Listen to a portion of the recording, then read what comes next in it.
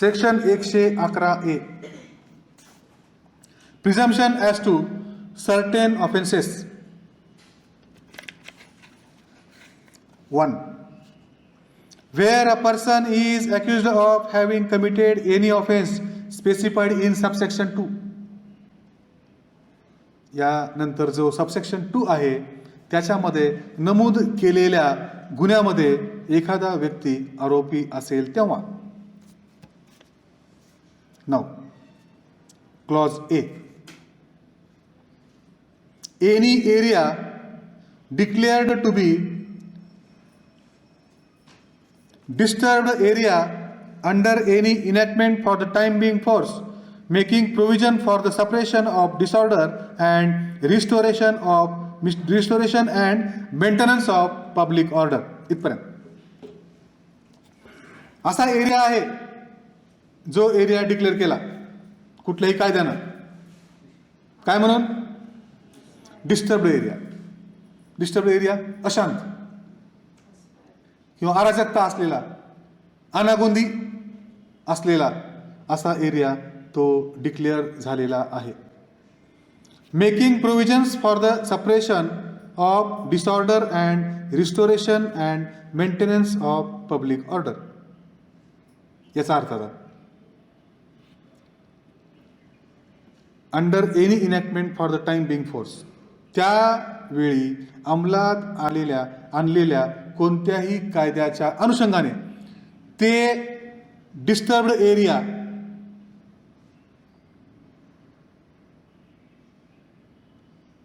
किंवा त्या एरियामध्ये जे काही डिस्टर्बन्स निर्माण झालेले आहेत ते नष्ट करून सार्वजनिक शांतता पुनर्स्थापित करण्यासाठी त्याच वेळी अंमलात आलेल्या कोणत्याही कायद्याच्या अनुषंगाने. परत एक वेळ सांगतो. क्लॉज ए, कुठलाही एरिया एका डिक्लेअर झाला डिस्टर्ब एरिया म्हणून, आणि मग तो डिस्टर्ब एरिया रिस्टोअर करावा कशामध्ये? पब्लिक पीस, सार्वजनिक शांतता आणि सुरक्षिततेमध्ये त्याचं पुनर्स्थापन करण्याकामी त्या ठिकाणी काही कायद्याची अंमलबजावणी करण्यात आलेली आहे की ती अनागोंदी नष्ट करावी. Suppression of that disorder. Now B, any area in which there has been over a period of more than 1 month extensive disturbance of public peace. आता हा एरिया कसा सांगितला त्यांनी? पहिला एरिया सांगितला, आता दुसरा एरिया. आता हा एरिया असा आहे की ज्याच्यामध्ये 1 महिन्यापेक्षा जास्त कालावधी उलटून गेलेला आहे, तरीही सार्वजनिक शांततेचा मोठ्या प्रमाणात भंग झालेला आहे. Extensive disturbance of public piece.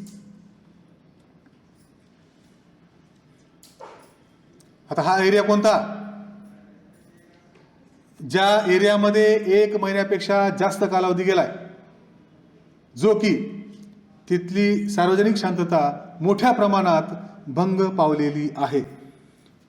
There is extensive disturbance of public piece for more than 1 month and, आता इथं अंडरलाईन करा, इट इज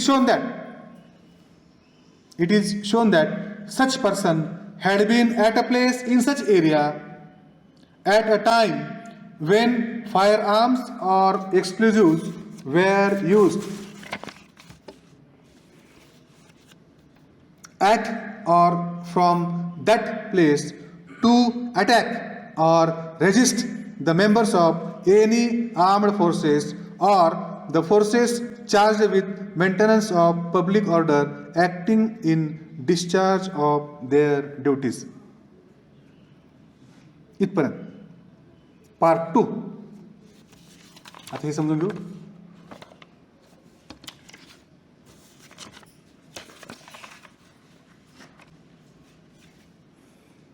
पार्ट बी मध्ये काय सांगितलं? 1 महिन्यापेक्षा अधिक काळापर्यंत सार्वजनिक शांततेचा मोठ्या प्रमाणात भंग झालेला असताना त्या क्षेत्रात, कोणता तो एरिया आपण सांगितला, त्या एरियामध्ये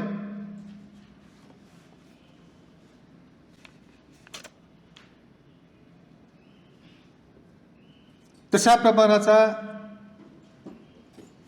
शांतता भंग केल्याचा आरोप ज्या व्यक्तीवर आहे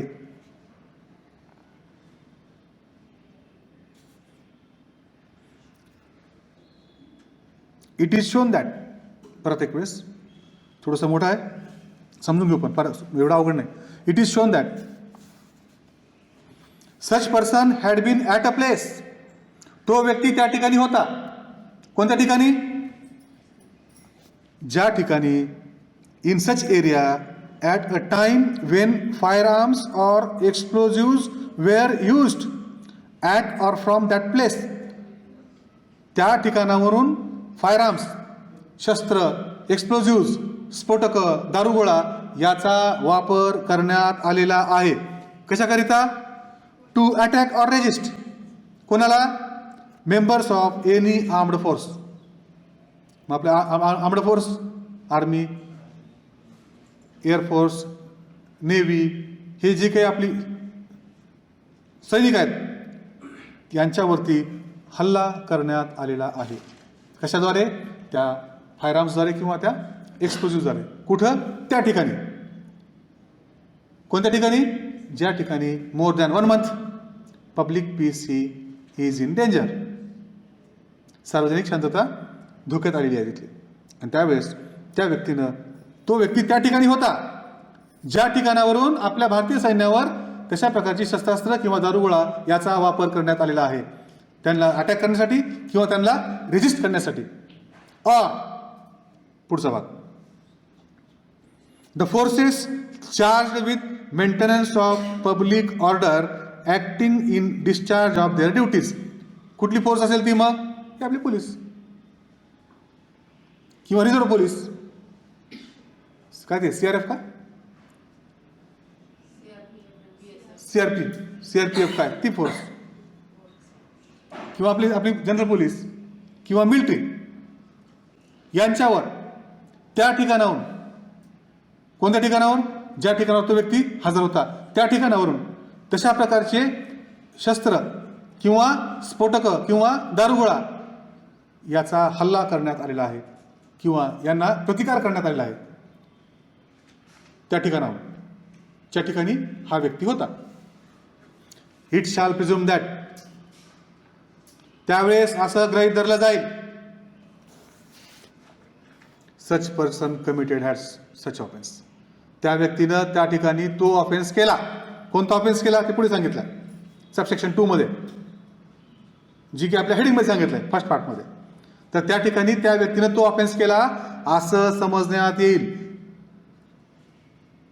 it shall presume that such person had committed such offence. शब्द काय आला?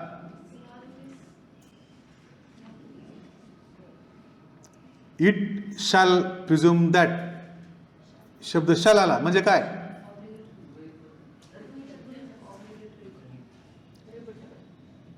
रिबेटेबल का इरिबेटेबल? रिबेटेबल.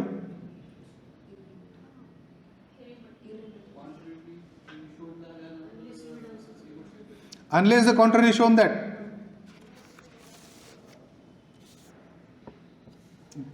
जोपर्यंत समोरून तशा प्रकारचा पुरावा येणार नाही की मी त्या ठिकाणी नव्हतो किंवा याचा माझा काही संबंध नाही, त्या ठिकाणी मी गेलो पण साहेब माझा तिथं काही संबंध नाही, मी आपलं पान सुपारी खाण्यासाठी गेलो होतो आणि मला काय माहिती असं चालला प्रकार म्हणून मी सहज गेलो होतो, पण हे म्हणेपर्यंत तो आरोपी असेल. ऑफेन्स अगेन्स्ट स्टेट 120 येते का लक्षात? This is presumption section 111A.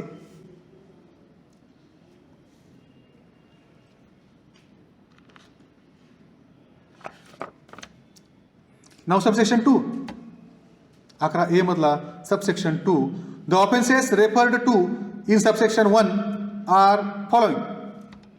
मग त्यांनी सांगितलं and offences under section 121, 121A, 122, 123 of IPC. That is offenses against state. And second one, criminal conspiracy or attempt to commit or abet of an offense under section 122 or 123 of IPC. आता ह्या subsection 1 मध्ये जे offence सांगितले refer केलंय ते कोणते कोणते offences समजले जातील? मग तो व्यक्ती त्या ठिकाणी गेला, नुसता गेला जरी, त्या ठिकाणावर होता म्हणून जरी कळालं की तो आरोपी झाला. मग ते कुठल्या गुन्ह्याचा आरोपी झाला? तर 121, 121A, 122, 123 पिनल कोड. आणि नंबर 2 त्या 122ची 23ची कॉन्स्पिरसी. काय चाललंय म्हणे, म्हणलं अरे हे ना कॉन्स्पिरसीमध्ये आहे, घ्या मध्ये लगेच. त्या त्या अटॅकमध्ये अटॅक करणार असलेल्या लोकांना ह्यानं नुसतं बोलला, ठिकाणावर आहे, जागेवर थांबलाय तरी आरोपीच आहे, आणि बोलला तर मग एखाद्या कॉन्स्पिरसी करू शकला असता, किंवा तशा प्रकारची काही अटेम्प्ट केला असता कॉन्स्पिरसीचा, किंवा त्यानं तशा प्रकारच्या ऑफेन्सला ॲबेटमेंट केली असेल. अशा स्वरूपाचे तो ऑफेन्स त्यांनी 111A सबसेक्शन 2 मध्ये कव्हर केलेले आहेत.